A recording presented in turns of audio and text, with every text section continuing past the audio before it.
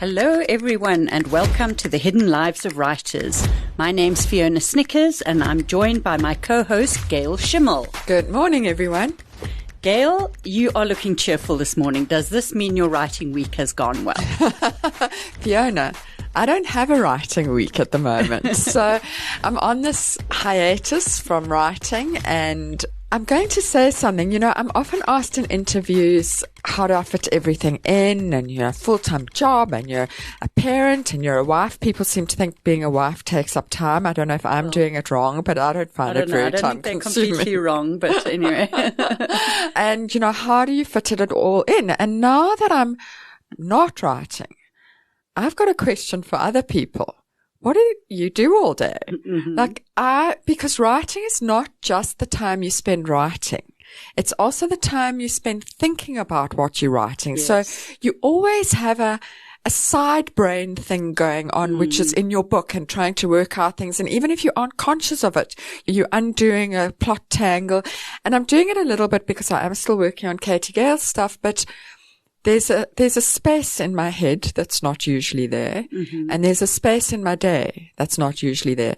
So next time somebody who's not a writer asks me how I fit it all in, I'm going to ask, what is it you do all day that's stopping you writing? And I'm scared that sounds patronizing. And I think it's maybe because I often joke about how I don't exercise, and maybe that is part of it. Exercise takes up a lot of time, and people have other things and other hobbies and other side hustles. But I'm a bit lost without my writing. So please let me live vicariously through you. How has your writing week been? Well, what you've just said has reminded me of that old saying that being a writer is like having homework for the rest of your life, 7 days a week. And it is like that, what you're saying about part of the brain being permanently engaged. So, yeah, if it's like having homework, well, then I have gone back to grade 1. I really have, because I think I've spoken on here before about how I'm involved in trying to adapt one of my books to become a screenplay. And the outline that I did has kind of been tweaked as much as it can be tweaked. And now I've been given the go-ahead to turn it into an actual script, an actual screenplay. And I was told that what I need is the software Final Draft. So I downloaded it, and there were a few hitches there. And then I started playing around with it and trying to acquaint myself with it. And I feel like a babe in the woods. I don't know what I'm doing. It's so new. The learning curve is so steep. I'm feeling completely overwhelmed. I'm just like, which button must I push? Not how can I turn myself into the next Tarantino, you know? I really don't know what I'm doing. I suppose it's salutary to be knocked back down to that beginner stage again. But yeah, I'll let you know how this all goes. My children would ask if you have watched a YouTube video. Yes, there are all these training videos, and they talk so fast, and I'm like, wait, slow down, hitting the pause button. Hang on, what must I do? I think one's ability to learn new things does decline with age, I have to say. Yeah, so frightening. And one wants to be the sort of person who can learn new things and embraces new things and doesn't go, I'm just going to do this in Word. Yeah. But I must say, in your shoes, I'd probably be going, I'm just going to do this in Word. Yes, I'm going to write the name of the person and what they're saying, and everyone else can figure it out. So Gail, speaking of Tarantino, have you been watching or reading or listening to anything great lately? Certainly not Tarantino. My brain is not at that level at the moment. I've had an interesting reading experience because I came late to fantasy, and as a result, I haven't read a lot of the basic fantasies that people read either in their teens or early adulthood that are kind of the canon of the genre. And a friend of mine kind of staged an intervention and forced me to read the first book in His Dark Materials trilogy by Phillip Pullman, which is called Northern Lights. And this is one of those series that everyone who's read fantasy for a long time, they've read it and they all love it. Yes. And I love the name His Dark Materials. It evokes a certain feeling in me. It evokes a certain feeling of where the plot should go. And every time I've looked at it on Kindle, I've read the blurb and I've realized that the plot is not in line with my feelings. Right. And as a result, I haven't read it. And my friend staged an intervention and gave me a hard copy of the book because she knows that once I have a hard copy of a book she's lent me, I find it very hard not to read it. Right. And I read it.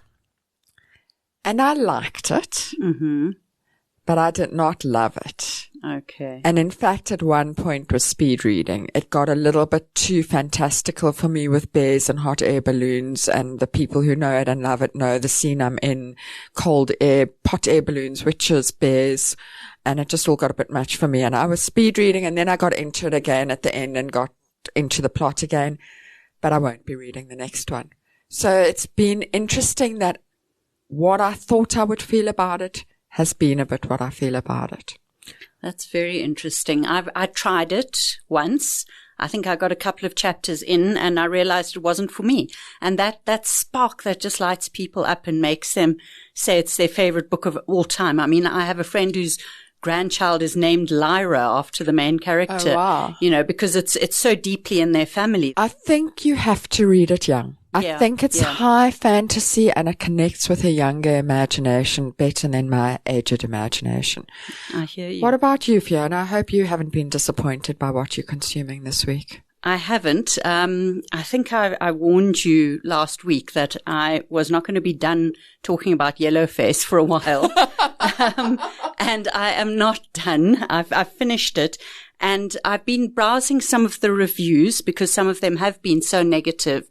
And it's interesting to me that people are so put off by an unlikable main character, who, especially if they're also the narrator. So I normally am, and it's making me a bit anxious about reading it. I'm going to read it because when you tell me to read a book, I do. Good. But I am anxious about it because I have recently abandoned a book because there were two protagonists and I hated them both. And people love this book that I've abandoned, and I don't ever name and shame books. I'm not going to name and shame it, but I'm anxious about Yellowface. It's brilliant. You have to read it and tell me what you think. But yeah, it's just really interesting that you can see the authorial voice is deliberately creating her such. And also she's a character that you feel ambivalent about. Every now and again you read something she says and you're like, yeah, good point. It is like that. You've got a good point. And then at other times you think, oh my goodness, this is egregious and terrible. And how can you be like this? So your emotions kind of seesaw, but I never for 1 second lost interest. I found her so compelling and fascinating. And she is your only way into the story. And I'm sure she never gets into a hot air balloon to fly with some witches and a bear wearing armor. Yeah, we can suggest that perhaps. Our guest today is Nechama Brodie. Nechama has had a long and distinguished career in the space of writing and journalism. She is the author of the Joburg book, the Cape Town book, 2 novels, which include Knucklebone in 2018, 3 Bodies in 2020. She adapted her PhD for a more general audience, and that came out in 2020, Femicide in South Africa. Then most recently, Farm Killings in South Africa in 2022. And I believe we have lots more to look forward to. Welcome, Nechama, and thank you for your time. As Anton Harbour asked me recently, what was my morbid fascination with death and killings? So yes, I'm sure lots of fun things to talk about. Nechama, let's jump right in and tell us, how has your writing week been? I think my writing week has been mostly emails. I've been traveling, and now that I'm finding myself in a more academic space, there's a lot of admin that comes with the role, communicating with students and helping students to get their writing in order, which is an interesting process, both of you will know, trying to help other writers produce work, not always for books, but class submissions, dissertations, that sort of thing. It's an interesting process. It's good to help people. So I hope I've helped more people write than I've written myself this week. And generally when you have a really good writing week, when you aren't traveling, when the emails are written, what does your writing week look like? So at the moment, I feel like I have 3 different brains, maybe 5. I don't actually know. It's a bit like one of those Sally Field kind of Sybil moments where 2 weeks ago, I was busy finishing a paper on Foucault, for a conference that I was attending. So I had to write this kind of multi-thousand-word essay on theoretical frameworks around violence. And I felt like an absolute imposter. Mm-hmm. The entire time I felt like I was like, I'm an absolute idiot. And when I present this, everyone is going to know that I'm an idiot. Why am I doing this? Why am I not writing about things that I'm more comfortable about? So half of my brain has to, well, I don't know, half, that's bad maths.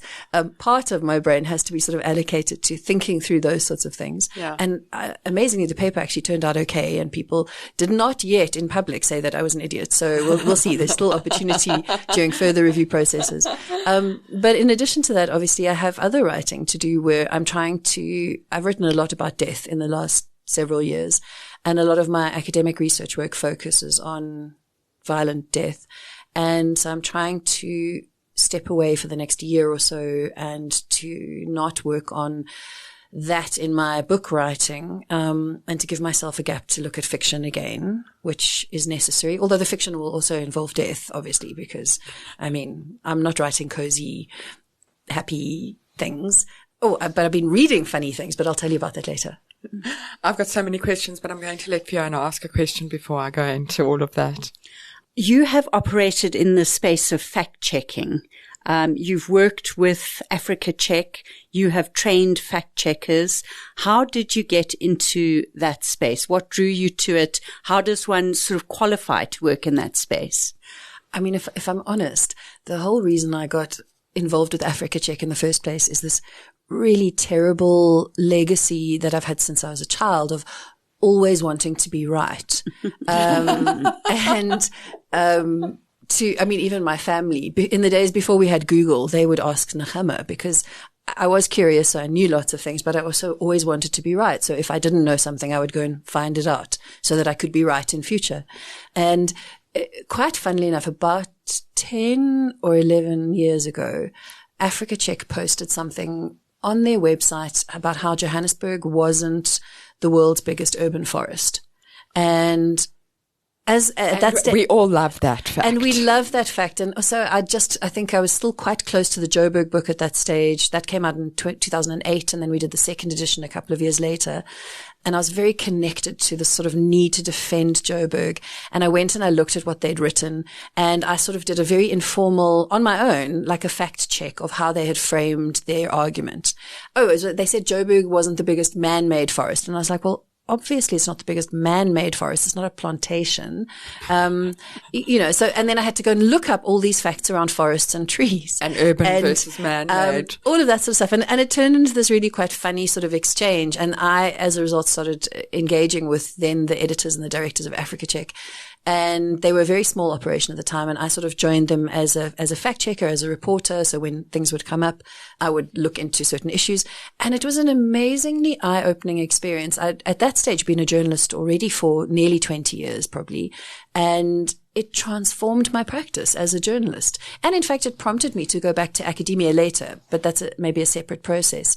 It really made me aware of how this need to always be right was sometimes in conflict with what the facts actually were. And it forces you to sort of step back from your own positionality and say, well, rather than trying to find facts that confirm what I already believe, can I approach this in a way that looks at, well, what do the facts tell me? And that was really important.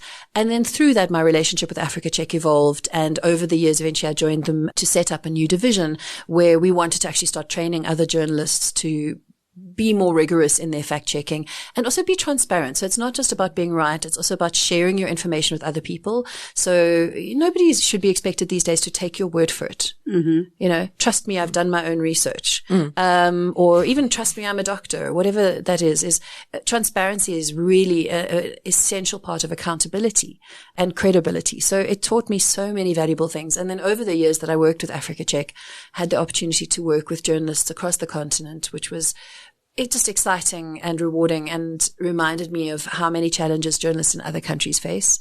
So we are quite fortunate here in South Africa in many respects. We, by and large, do not have our journalists being arrested on a Friday and locked up for the weekend or beaten up, which happens to a lot of journalists, even in our neighboring countries. and even to working with school children. We did a training program at one point with high schoolers. I worked with colleagues in fact-checking in Argentina, and they had a program that they'd been rolling out with high school students around the Model United Nations program. And so we even taught high school students how to do fact-checking, and it was exciting and brilliant. And then I had to step back from that when I was finishing my PhD because I needed more time to focus on my thesis.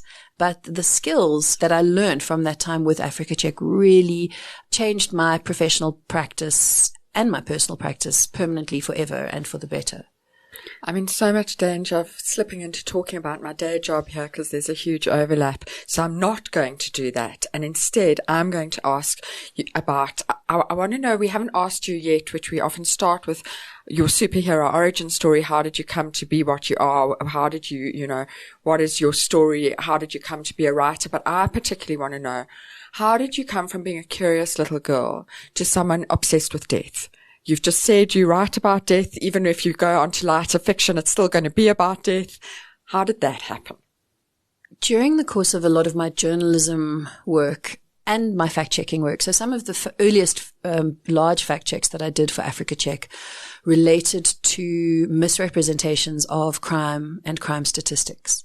And it became very clear that there was, this narrative around crime that completely misunderstood how crime actually worked.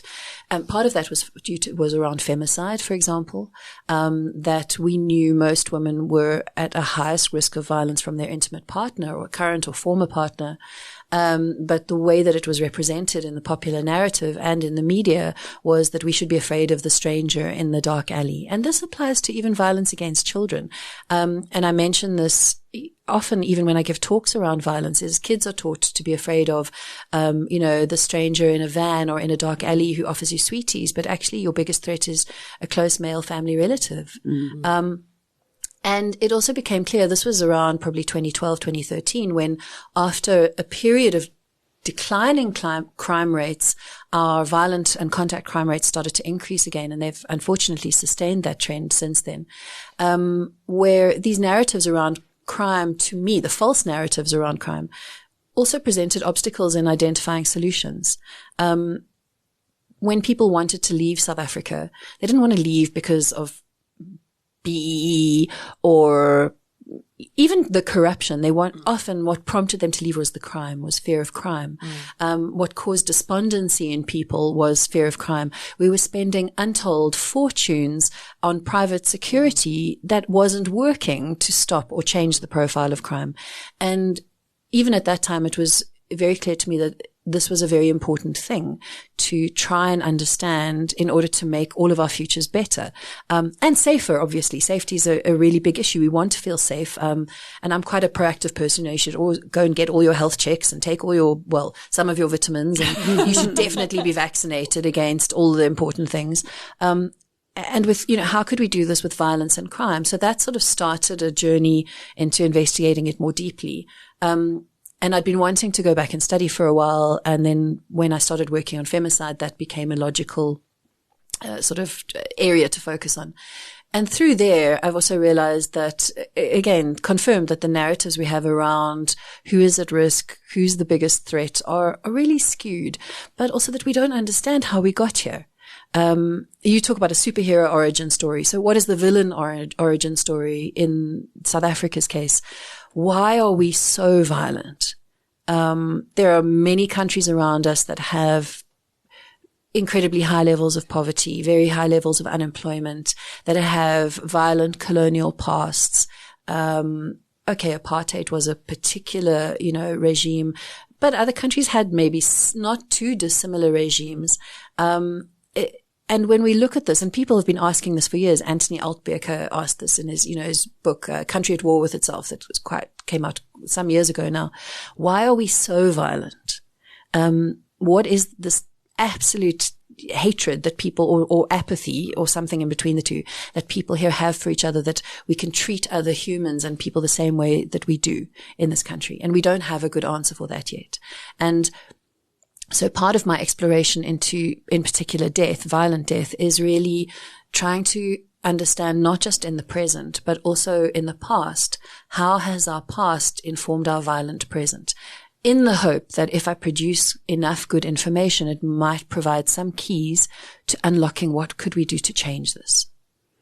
Well, I have seen you put some of the findings of your research up on social media, and I've seen the pushback that you've got because the facts that you have uncovered and provided with good sources doesn't vibe with someone's feelings.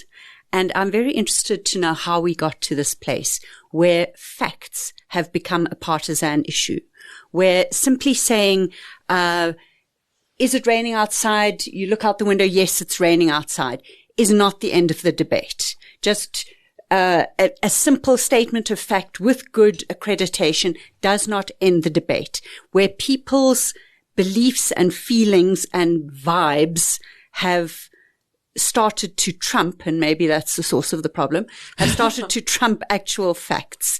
And I'm sure this is something that you've tracked, especially as it has come into South Africa. What is the origin of this? I think it's part of just being human. And again, maybe everybody has internally their own version of wanting to always be right. People don't like being wrong. We don't like being called out. We don't like being corrected because it makes us uncomfortable or it makes us embarrassed. Mm-hmm. On top of which, all of us have, to a greater or lesser extent, a number of sort of cognitive systems and biases that are in our heads for very good reasons. We need them to process information about the world around us, because without structured systems, we would be overwhelmed. Mm-hmm. We'd be like some sort of AI receiving this large model of information, just whoosh, dumped into your brain. We have to be able to sort information out in a way that's meaningful to us. What we know, though, and I suppose if any of my students or future students are listening, is people are often quite averse to integrating theory with journalism. But what theories and, social science theories and humanities theories teach us is how these structures of knowledge are problematic, because they're also built around flawed patriarchal systems, racist systems. Our whole system of what we say is knowledge and how we think knowledge is acceptable. Knowledge is something you get in a book. It's written. So oral knowledge and oral histories is not acceptable because that's not formal enough. So it's obviously – so even those systems that we've inherited, our very basic understanding of how knowledge should be captured is based on colonized Western European systems typically. That have for thousands of years, up until actually kind of the last century, tended to exclude women, people of color, minorities, religious minorities. And so our systems of knowledge are kind of, they are what they are. We can't change them, but maybe we have to be blunt about what they are. The challenge within that is a lot of people have inherited systems of knowledge that continue to be racist and patriarchal. And within that, it must be quite a struggle to understand why other people suddenly also want rights or access to the cheek of them. I know the absolute cheek, and even this notion. If we look at Britain right now, let's talk about England rather than Britain, shall we say? Because let's acknowledge that the Scots and the Welsh and the Irish are really not actually the same. This whole idea of a meritocracy doesn't exist. There is no such thing. We know that, in fact, there was a great graph that was shared the other day about how wealth was a deciding factor in gaining access to Ivy League universities in the States, even once you'd adjusted for everything else. There's no meritocracy. It just sort of, the world has worked this way because people who were slave owners and who had lots of money and, continue to have lots of money have evenly and unequally distributed privilege and access. So we understand that, those systems are in place. But for people who believe in a meritocracy, that why can't everybody just, I worked really hard to get here. It's nothing to do with the fact that I'm a white man with a private school education. Absolutely. My parents with my own bootstraps. My parents went to university and gave me my first car, and this is actually true. My parents went to university. They gave me my first car. My university studies were paid for. I didn't have to pay for a loan. I had a house to stay in. I didn't have to pay my own rent. But I did work really hard. But, I can also acknowledge that I had privilege. And so for a lot of people, I suppose maybe we were raised with the idea that there was a meritocracy, which was a false idea that was created by people to continue to perpetuate this fake meritocracy. And so to sort of be challenged in that is like, well, that's not how the world works. Maybe it's a bit like, we're all a little bit older now. We have older children, and there's a certain technology gap, shall we say, where there's certain technology that I don't know how to use as much anymore. And I have to ask my children to help me. Can you do this or fix that? So it's a bit like when my granny couldn't work out how to use the VHS, those old the tape machines to record. In those days, Miss Thought in Miami, where she would record the TV show, and then she would also record the simulcast on the radio at the same time on tape, and she would always get it. Yeah, you'd have to play them at exactly the same time, but she would always get it wrong because she wasn't the VHS generation. Well, it is quite hard to get it at the same time. So she would. I wonder if there's kind of like societally that there are so many people who are sitting essentially in that VHS gap where they don't have the skills to understand what's going on around them and they feel threatened. I'm trying to be generous here rather than critical because there is a large part of me that wants to kind of shake people and say, are you absolutely mad? You're just a bigot. And it's hard not to do that, but also you don't get a good response generally, when people don't also respond very well to being called a racist or a bigot. Funny. Strange that. I've recently had an insight over the last few years through my day job and through my parenting that when we get most angry is often when we deep down know we're wrong. Do you think that's an accurate observation? That when people are really getting angry with you, when they're reacting badly to what you've put out there as facts, you've touched them on a nerve. I don't actually know. I suppose I can only go by my own response. And again, with kids, it's a challenge. So when my kids call me out on certain things, I'm trying to learn as I approach 50, right? I'm trying to learn how can I be less stressy and less reactive or responsive in anger or snapping at them in particular. And how can I pause for a moment, because these are actually things that I teach people to do in terms of facts or assessing things. It's like, well, maybe I don't actually have everything here. Can I pause for a moment? Because instinctively me, the woman who used to box literally and does karate and everything wants to be like, well, fine, you slap at me, I'm smacking you back immediately, faster, and maybe is that response going to achieve the outcome that I want? Is this wisdom? Knowing that like maybe I should pause because maybe what I'm doing isn't going to get me where I want to be. I do think that I feel shame, not anger, when I'm wrong. Possibly, and some people might express that differently. I think maybe that is the key of what I'm saying. When you feel shame, you often, instead of stepping into the shame, react with anger to fight, because shame is a horrible feeling. Yeah. Interesting. And then we moved into the delightful period of COVID and lockdowns. And suddenly, well, it wasn't that sudden in world terms, but in South Africa, it was fairly sudden, where vaccines became a hotly contested political issue. What was it about? Because I know you tracked these things quite closely and you were in that contested space fighting every day. What was it that was so polarizing? Have you thought about that? So first of all, when you kind of look at things over time, it's important that we note that the sort of opposition to measles vaccines in particular isn't new. Yes. It just became, in South Africa even, it became sort of more prominent or more center stage after COVID. And this was something I wrote about even in our first year of COVID, where I could see that the anti-lockdowners at the time, and a particular group of people,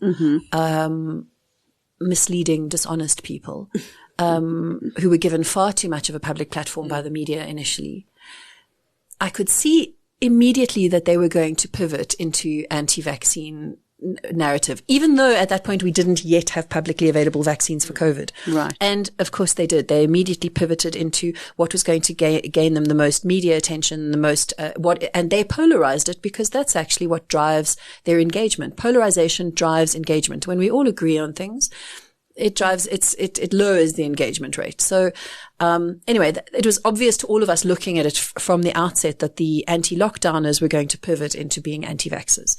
Do you think it was that cynical? It was a matter of we don't believe this, but we are going to pursue it because it will drive engagement? Or was it not as clear thinking as that? I don't know if they tell them that in their brains. I don't know if they are that straightforward. We'll come back to that in a moment. I just want to say is even before then, we know that measles vaccination rates in South Africa declined.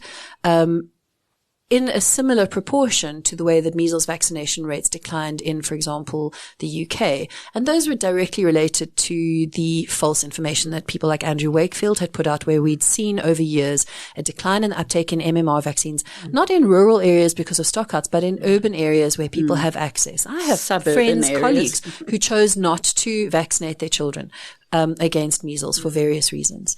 And so we'd seen, that's why over many years before COVID, we'd seen periodic measles outbreaks in different provinces. And usually they were driven in urban areas by people who had specifically chosen not to vaccinate their children. It's very hard to understand the pathways of kind of cognition and the choices that people make internally in their minds around false information and choosing which narrative to pursue. There's so many factors that could be at play. One could be really a deep bias, maybe a deep religious bias or a deep communal thing where in my religion or in my community we believe this one thing very strongly. Maybe you could link that to maybe single issue voters, so people who are very opposed to a woman's right to access termination of pregnancy, because it conflicts very, very deeply with one of their religious beliefs. They're not able to contextualize it within the other religious beliefs, and how they may combat each other. So a woman's right to life versus a fetus's right to life, which actually do come into conflict sometimes. So that's one aspect that we'd look at. What we've seen over we don't have a clear answer on this either, by the way, and we don't know how to fix it. What we do know is that giving people more or better information is not the fix. So it's not about the facts. It's not actually about the science. So it's not just going to somebody and saying, here is more information about vaccines, vaccine safety, vaccine effectiveness. This will fix your misguided views. It is somewhere deeper than that. And that's why when I say, there's two levels. For individuals, gosh, who knows what an individual circumstances are. There's a mix of nature and nurture in terms of what they choose to believe, what they're able to understand, whether or not they trust figures of authority. So what we do see is that people who have lower trust in the state also have higher confidence in conspiracy theories, for example, or conspiracy-like theories, because they do believe that the state is manipulative, controlling, and that it's doing something underhanded against its citizens, or that it's capable of doing that. And I always laugh because I think governments are doing those things all the time, but they're not what people think that they're doing. And they're not that organized about how they do anything, least of all conspiracies. But there are organizations and prominent individuals who operate at a slightly different level. And there, I think we have to be cynical, as they are.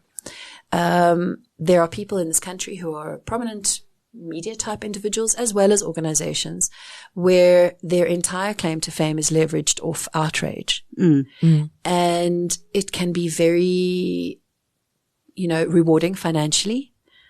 For some people. If we look at in America, some of the podcast hosts where we know they've made huge amounts of money by peddling outrage and then using that to sell multivitamins, for example. Fiona, maybe we should be more outraged about things. I think you should be more outraged, and you need to be more outraging.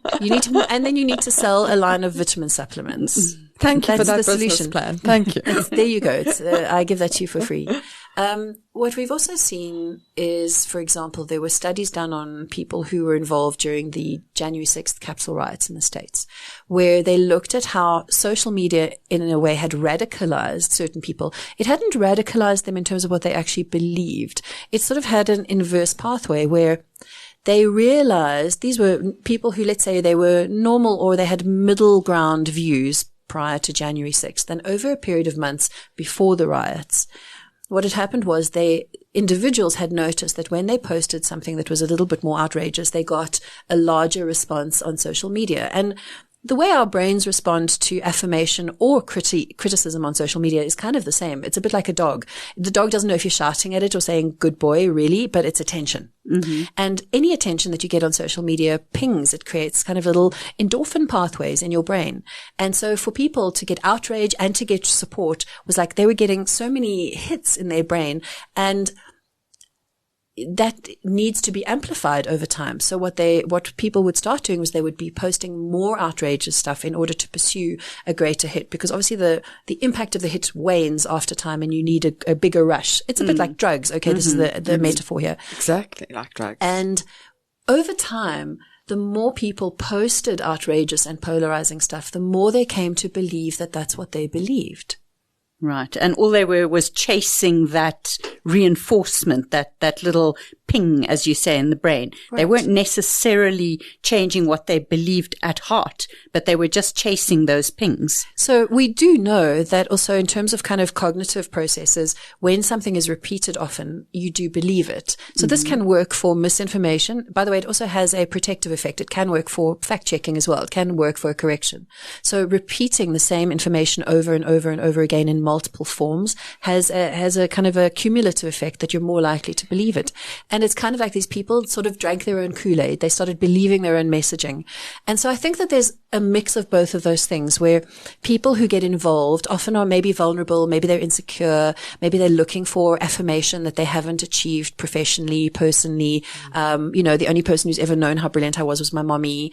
And when other people suddenly start telling you that you're really brilliant, even though what you're brilliant at being is a racist, it could feel very, I suppose, affirming and quite nice that finally people recognize your absolute genius.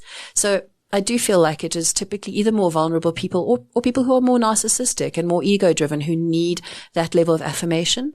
I'm going to bring us back to Books. The Hidden Lives of Writers. Okay. And I am going to talk about that you write, Nechama, you write non-fiction and fiction. And those are two very different processes. And there's several things I want to know about that. I want to know, firstly, how you decide what project you're in the mood for and how your process differs once you've made that decision. So I think, like many writers, the project that I'm in the mood for is always the one that I'm not doing. I hate that feeling. And my brain does work in like, I have lots of little ideas going on at the same time. I do have to choose what I'm going to focus on. And that's based on a feasibility assessment in my head that I do. It's like, this is one that I'm actually going to finish. I mean, I have lots of book ideas that they're not right yet. They're not ripe. They're sitting on a tree in my brain and the fruit is growing and maybe they'll be ripe one day and maybe they won't. Who knows? And we both like that. We both reached for our pens to write that down. I like that as I was doing it. So I reached first, it's mine. And that's really important because I think particularly as a writer, you have to have lots of ideas and lots of input as well. You have to be constantly adjusting yourself. It's a bit like being on a moving suspension bridge, where you've got to move your weight all the time. I always have this thing where as I start a project, I have this brilliant idea for a new project that I should really be doing instead. So I've also learned in time that I have to kind of rein myself in there and be like, you can have that nice, juicy project when you are finished this one. Writing is a job. And if you're going to commit to doing something, you have to set yourself tasks and, word counts and things to finish. And I am in the fortunate position where, having written a number of books, it is usually easier for me to sell my books, or to, sign a contract to have them published. And that helps a lot too. So having a publishing deadline is very helpful in terms of being productive, because if you're just doing it sort of randomly, it's like, well, I'll get to it. Oh, I can't do it today. I have to change the tires on my car. And unfortunately, I'm not one of those writers that wants to clean the house instead of writing. I wish I did.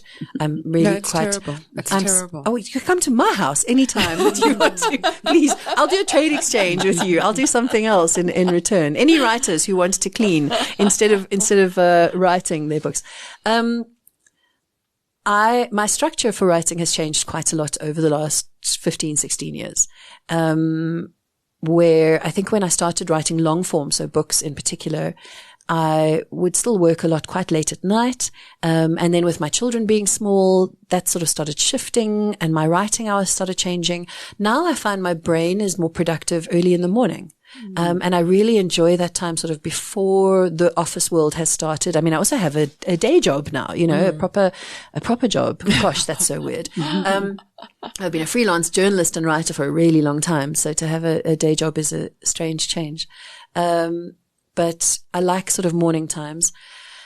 I do like to be in the mood. Like, I want that muse to come and bring me a cup of coffee in the morning. But sometimes the muse is sleeping late or not available or maybe visiting someone else. And then you have to still... The muse is dead. No, the muse isn't dead. The muse is just sunrise. And then you sort of have to say to yourself, right, well, today I'm still writing 1,000 words anyway. Okay, stop there. Is that what it is for you? Is it 1,000 words? No. What is your word count? What do you aim for? So it's completely random. I'm not one of those structured people. I also don't, this will cause some horror to people. You remember checkbooks in the days of checkbooks? Yes. And the act of balancing one's check account. Unfortunately, we are old enough to remember this. So I always knew exactly how much money I had in my check account, and I never balanced my checkbook, right? Yeah. Because I just knew. Yeah. So for fiction, I do not plot in advance. I have a rough idea of where it's going to end, and then the book just goes where it's going to go. Okay. And some days that is like a really big writing day because the story is just like, it's just going and it's exciting. And I'm like, I don't even know what the characters are going to do. And it's lovely. It's like watching a TV show in your brain. And particularly for me, like if I'm doing action scenes or fight, it's very exciting because it's like for me, very visual in my brain. And then I have to sort of translate that into things. So I know certain points along the way of the map for fiction, but I do not know the story and I cannot plot it out. And then of course I have to go back afterwards and think of all these holes that I've probably created in the plot through not plotting that out. It would have been much better if I'd balanced my checkbook, but still here I am today. I think that with novel writing in particular, it is very much about mood and deadline. So if I have a deadline, I write more. If I don't, I write less because then other things take precedence. Non-fiction, I'm a lot more structured because that has to have a specific outcome. So there are usually planned chapters. I usually have a book proposal that has already a chapter outline, which you kind of have to do to sell the book and to make sure it makes sense to everybody. Even with academic work, actually, working with subheadings and knowing what are the points that I want to address is quite useful. So I'm learning in the non-fiction space how to balance my checkbook, so to speak. But I have absolutely no routine and no schedule. I suppose the counterbalance to that is I write all the time, not always on the same thing. Okay. But I do believe that everything feeds into the same thing because it's all me writing. So it doesn't matter whether I'm writing about Foucault or I'm writing about farm killings or I'm writing about detective stories with sangomas. Yes. They all connect. So whatever I'm writing is actually all towards the same big end project, which is me. And so long as I'm kind of keeping up with ideas, then I'm okay. And I was going to say last question on this, but it's probably not, but still, which is more fun for you? Or can't you really balance? I love writing fiction. It is excruciating. It is so hard because I suffer from that, lack of confidence, especially as my last novel, which it was actually quite good, came out in the middle of lockdown. And honestly, it was so demoralizing. 100%. I have never experienced anything like that in my life. Yeah, COVID swallowed many books, sadly. Yeah. And it was really just like, wow, this was supposed to be and that would have put me on a completely different trajectory. It was like, this was the second book in the series. It was really well done. The characters were strengthening. The writing was good. I felt a lot more confident in my writing. It was easier to write the second one in the series than the first one. And it just disappeared into nothing. So that's also partly why I haven't really written fiction since then, because it's like mourning a loss. And then you also think, well, maybe I'm just terrible at this and this isn't what I should be doing. And it's so much easier to write nonfiction. I should just do that. But I also want to tell these other weird stories that I have in my brain. So I'm sort of relearning those exercises and those muscles for the kind of fiction stuff. And please know it happened to all of us. Yeah. Everybody's both lost book a book to COVID. Yeah. I thought the book that I brought out I had a book that launched that March, I think, or that April. No, it was in lockdown because we did an online thing. I thought that was going to be my great commercial breakthrough novel because it was more of a thriller than my usual writing. And that book, people don't even know I wrote it. Yeah. It's very distressing, but it happened to all of us. Nechama, your two fiction books, Knucklebone and Three Bodies, they sort of straddle genres in a way that's interesting to me. We're dealing with crime thrillers and, in a way, police procedurals, but also with an element of the occult. how was that received in terms of reviews and what you heard? Were people expecting one thing and surprised to find something else, or were they expecting one thing and delighted to find the occult element? How was that received? Because it's something I've always been interested in doing. So Knucklebone had the kind of supernatural or the mystical elements were a lot more prominent. And in Three Bodies, it was much more of a straightforward crime story with implied but less sort of overt, I wouldn't call it, I don't know, I think the phrase occult also tends to imply sort of quite a negative history. And I'm searching in my brain for a better word, but I can't think of one right now. Supernatural is also maybe the best one that we have a tradition in this country of women being killed accused for being witches. So that's why I tend to try and avoid terms that play into that sort of landscape for metaphysical, something like that. I don't know. I was looking at something the other day where they referred to Lauren Bierkes's, first big book, Zoo City, was her third book. It was her third book, as Muti Noir. Wow. And Muti Noir. And it was a good term, I think, for the time. And what I liked about it was that Knucklebone was included as kind of one of the newer books within that. But what the author, and I'm going to forget who wrote it, I'm so sorry, was acknowledging in this review of all these books was also how in the South African context, these aren't written just as speculative books, but they're also written in a way where the supernatural is very much part of everyday life. And I think that one of the reasons why those books are so well received, and Knucklebone got really a very nice reception, was because there is this understanding that in the South African context, many people who live in cities and whatever still also believe that there is other stuff going on, and that is how they live their lives. And one of the things I said, I think it's on the back shout, whatever, of Knucklebone, which is just because you don't believe it doesn't mean it's not true. So the fact that you don't believe in sangomas or ancestors or whatever else is going on there doesn't mean that it's not real and it's not happening for other people. And I think that's still valid. So what we'd call as a Muti Noir is very much a reflection of almost the reality of how a large number of people in South Africa exist. And not just in South Africa, every culture has their own version of that sort of thing. I am very interested in mythologies in different communities, including in Yiddish. I started studying Yiddish a number of years ago, and there's a lot of stuff around Yiddish mysticism and the occult there, and witches and wizards and magic and those sorts of things. And when we start to accept that it's actually part of our lives and not, it's made up, but it's not made up in a sense, then it becomes more exciting in a way. So the landscape sort of opens up. And that's very much areas that I'd like to continue to explore in my future work. Not always. I am interested in just straightforward crime, no magic. I do so much work in this area that it would be really silly not to use some of the ideas that I have. But I would say at my heart, the stories that I really want to write, the fiction stories that I really want to write, very much involve a touch of the speculative and strange.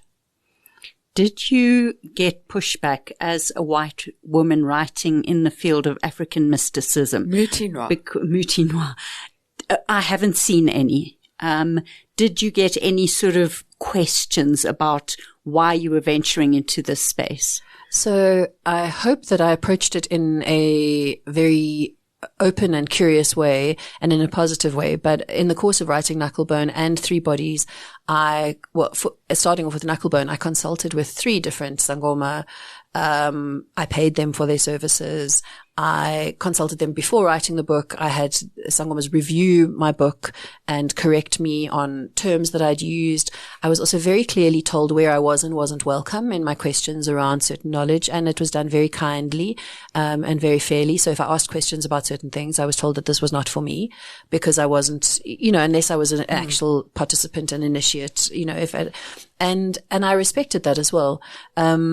So I think that one of the reasons why it was received well was because I made very strong efforts to make sure that what I was including was responsible, thoughtful, proactive, that I'd gone and sought information from people who knew, and I did hold myself out to account so that if there was something wrong, I was able to identify that and to remedy that.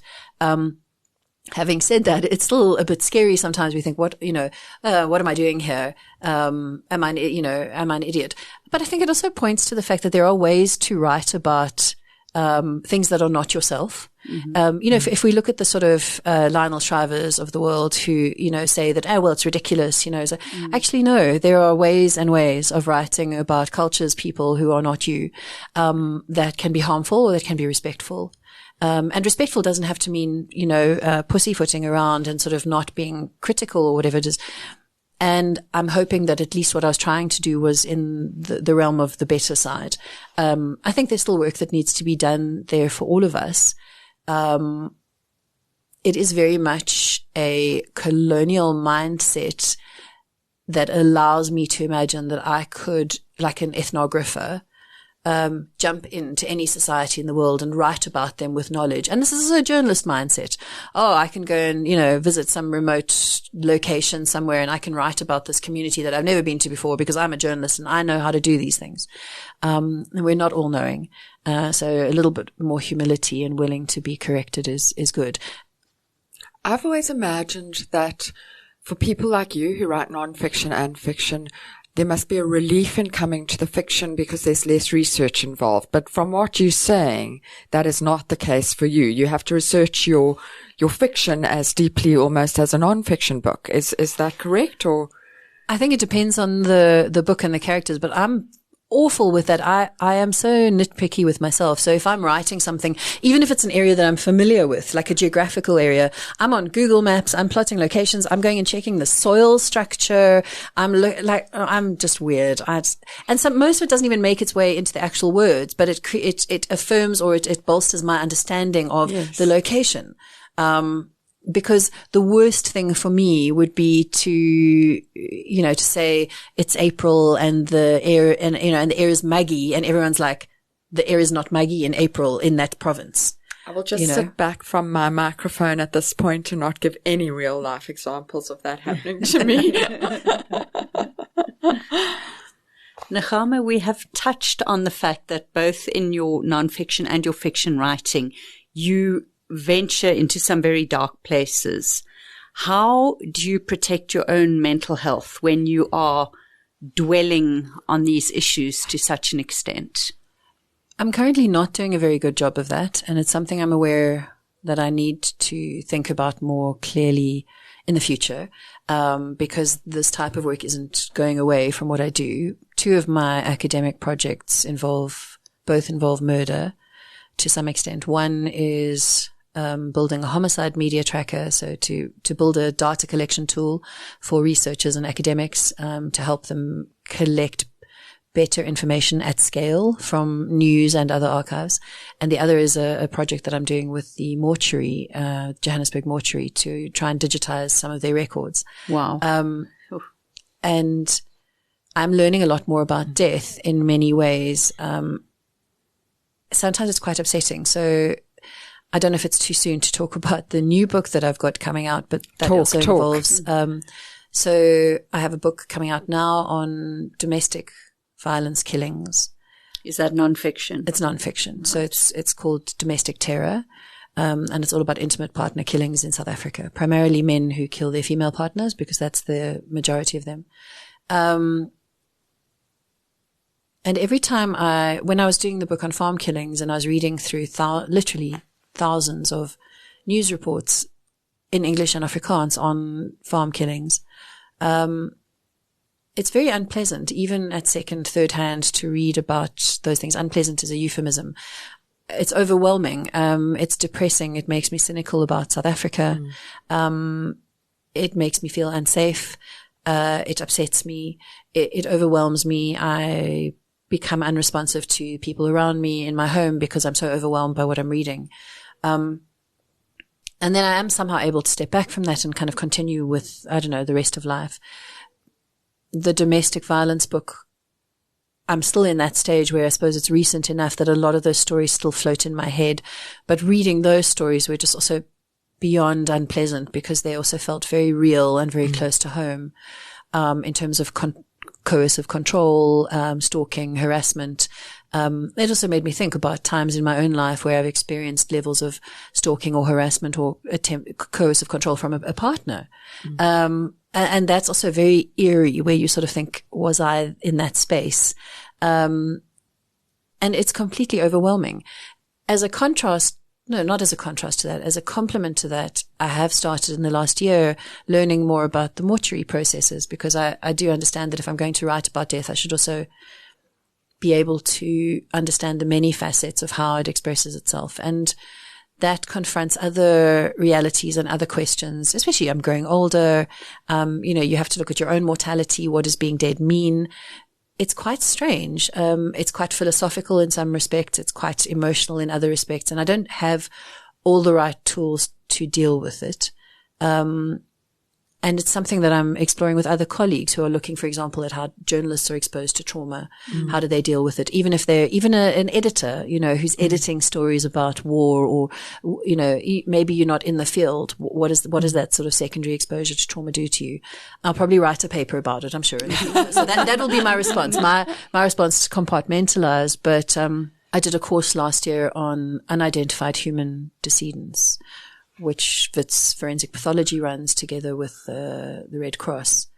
And we have several hundred cases every year in the Joburg mortuary alone where the people have died, but they're unidentified.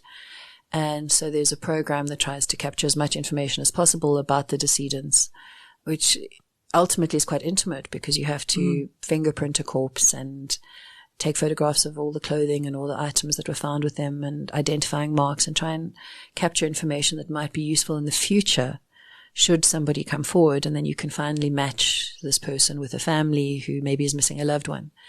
And that completely undid me, that process. And I think I was just very fortunate to have, very supportive people around me who could actually, especially like literally at that time, so I could sort of collapse into a small heap and be loved and cared for. And that was important. But it's a lot, actually. It is a lot. And I have a very strong instinct to protect myself. I won't read your nonfiction books. That's how I protect myself completely from upsetting knowledge. And I'm always fascinated how people don't protect themselves. Do you ever just want to go, I'm done here. I'm going to write a nice children's story about a dog. I'm done with this violence. I'm done with this death. Yes, but I also have this really annoying, my origin story, wanting to be right. But actually, I realize the origins of wanting to be right isn't so that I can be right, but it's because I want to fix things. And you can only fix things by knowing about them. I can only fix things by knowing about them. And what I'm trying to build now as an academic and as a writer is this weird interdisciplinary bridge that kind of exists but doesn't really exist in our context, where there's so much incredible work being done and research around violence in South Africa. Some of it's not connected, but I also get to work with the most remarkable people.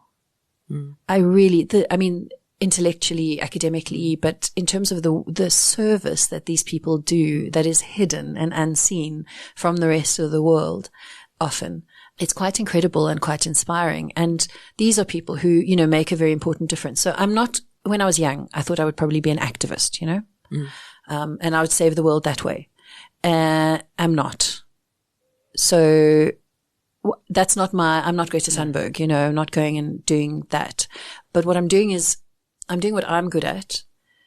What I think I'm good at, because I think that's probably the most leverage I can get out of the things that I think are important. So climate change is also hugely important to me, and I'm starting to incorporate that more into the rest of my work, because I think we need to be more explicit about it. But I also think I can probably bring more value to the discussion by using my writing and my academic work and my public whatever presentations, than by quitting all of those things and going and working at a game reserve. Although that would be quite nice. That would be quite peaceful. Sounds lovely.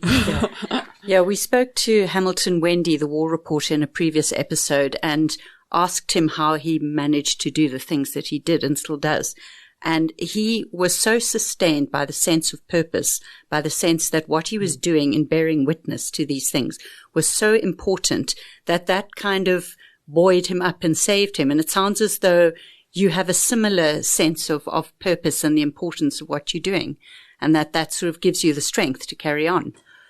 What's weird is I never know where my books will land. Like even when I published my book on femicide, when Naima from Kwela contacted me and said, I believe you're doing work on femicide, would you like to publish a book? And I was like, who would want to read a book about dead women, really?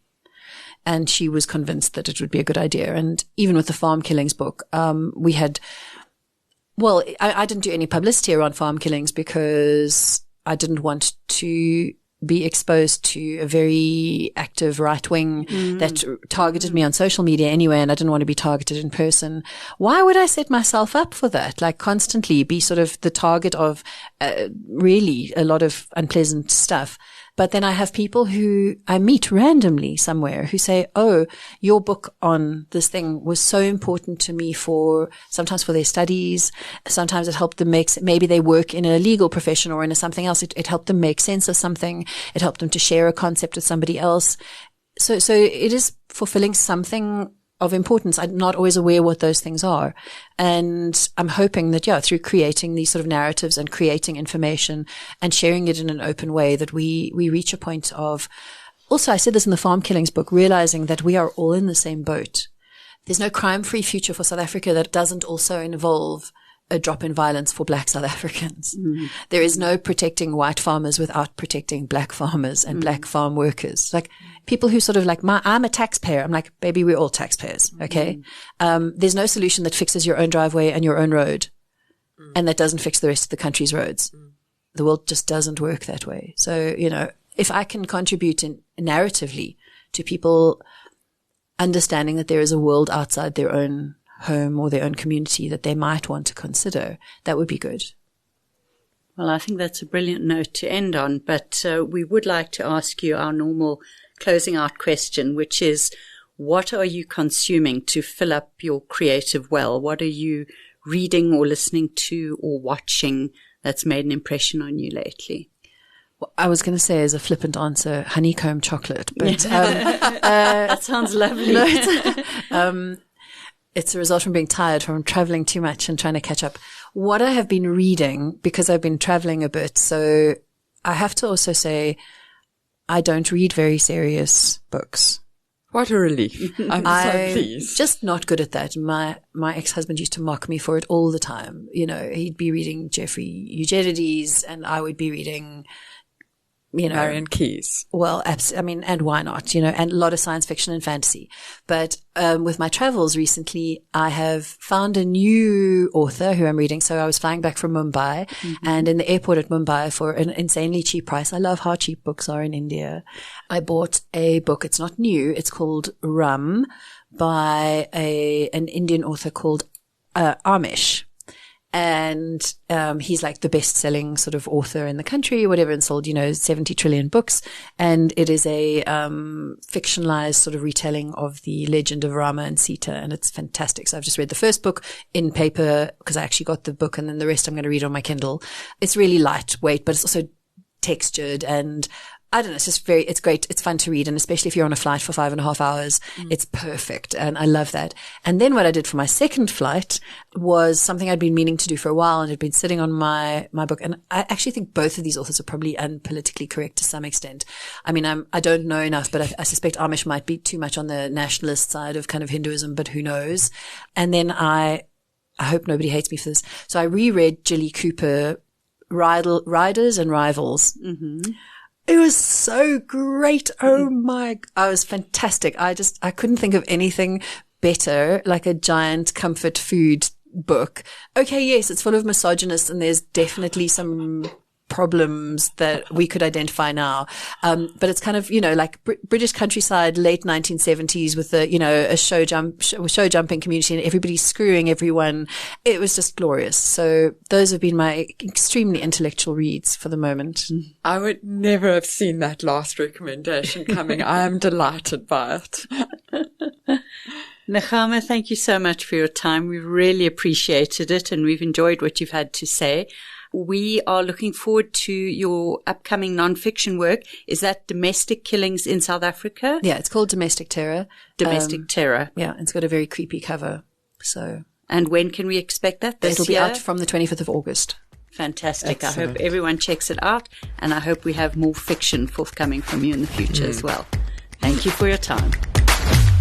Gail, that was so interesting to listen to. I'm so glad that Nechama managed to find the time in what sounds like an extremely busy life to come and talk to us. I felt quite, and I've had this occasionally with other guests we've had, of feeling like my life is very small and my interests are very mundane compared to just the extraordinary brain power and variety of interests and drive some of our guests have.